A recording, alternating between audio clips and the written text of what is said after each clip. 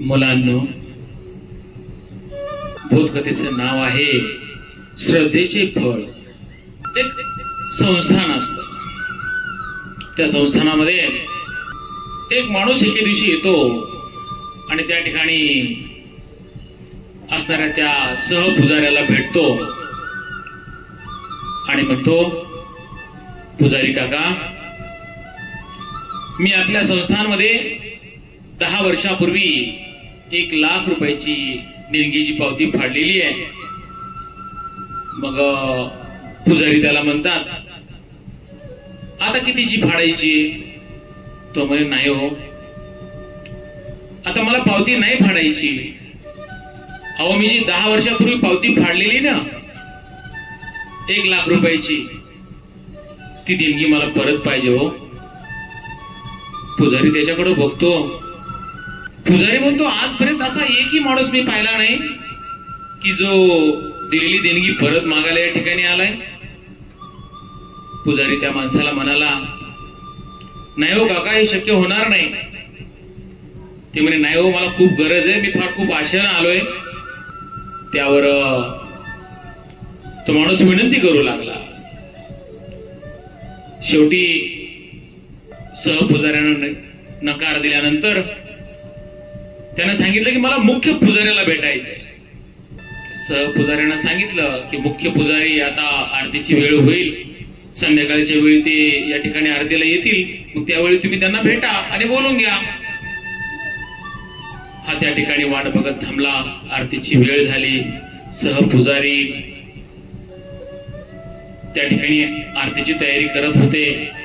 तेवढ्यामध्ये मुख्य पुजाऱ्यांचं आगमन त्या मंदिरामध्ये झालं. आरती झाली. आरती झाल्यानंतर या ग्रहस्थानं त्या पुजाऱ्यांची भेट घेतली आणि घडलेला सगळा प्रकार सांगितला की मी आपल्या संस्थानमध्ये आज 10 वर्षापूर्वी 1 लाख रुपयाची देणगी दिलेली आहे आणि ती देणगी मला व्याजासह भेटली तर खूपच बरं होईल. त्या मुख्य पुजाऱ्यानं त्या माणसाकडे निहाळून बघितलं. त्याच्या बोलण्यामध्ये एक प्रामाणिकपणा होता. त्याच्या बोलण्याला प्रामाणिकपणाची धार होती. त्याच्या चेहऱ्यावरती कष्टाचे भाव होते. त्या पुजाऱ्यानं थोडा वेळ विचार केला आणि त्यांना सांगितलं की तुम्ही उद्या या. आणि पुजारी त्या ठिकाणी निघून गेले. तो बिचारा सद्ग्रस्त त्याच ठिकाणी मंदिरामध्ये मुक्कामासाठी थांबला. दुसऱ्या दिवशी नेहमीप्रमाणे त्या ठिकाणी आरतीची वेळ झाली. मुख्य पुजारी त्यांच्यासोबत संस्थांचे जे क्लर्क होते, कारकून होते, त्यांना पण सोबत आणलं होतं.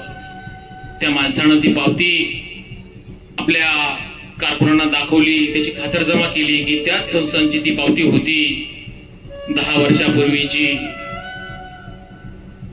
पुजारी आतमध्ये गेले.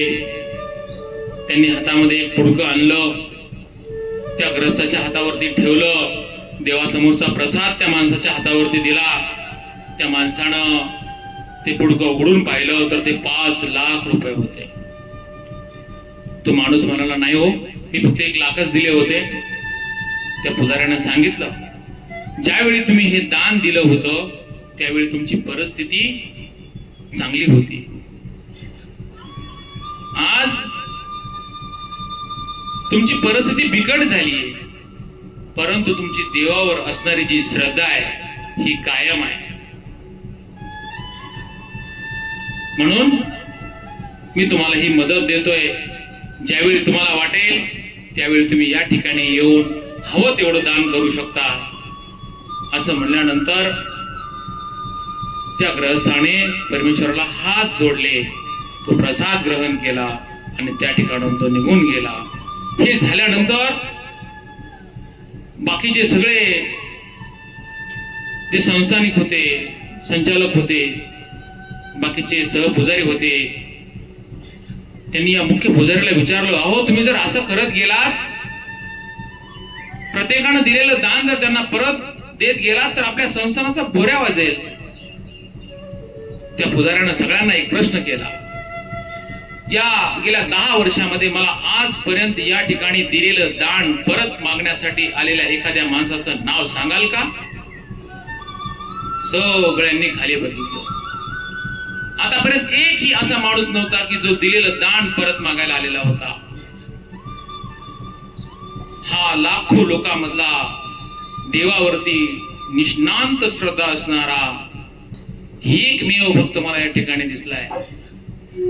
आणि त्याची देवावरची श्रद्धा ही कायम होती. त्याच्या बोलण्यामध्ये प्रामाणिकपणा होता, त्याच्या चेहऱ्यावरती सजोटीचे भाव होते, कष्ट करण्याची तयारी होती. आणि त्याचा देवावरचा विश्वास कमी होऊ नये ही माझी जबाबदारी आहे. आणि देवावरचा त्याचा विश्वास अतूट राहावा म्हणून मी त्याला हे पैसे काय केलेत, परत दिले. मित्रांनो, आपण ज्यावेळेस ती ईश्वरावरती श्रद्धा ठेवतो ती आपली श्रद्धा निकोप असली पाहिजे, निसंदिग्ध असली पाहिजे. ती श्रद्धा मनातून असली पाहिजे. अशी जर आपली मनातून निकोप अशी श्रद्धा ईश्वरावरती असेल तर या भवसागरामधून पार होण्यासाठी ईश्वर आपल्याला नक्कीच मदत करतो. धन्यवाद.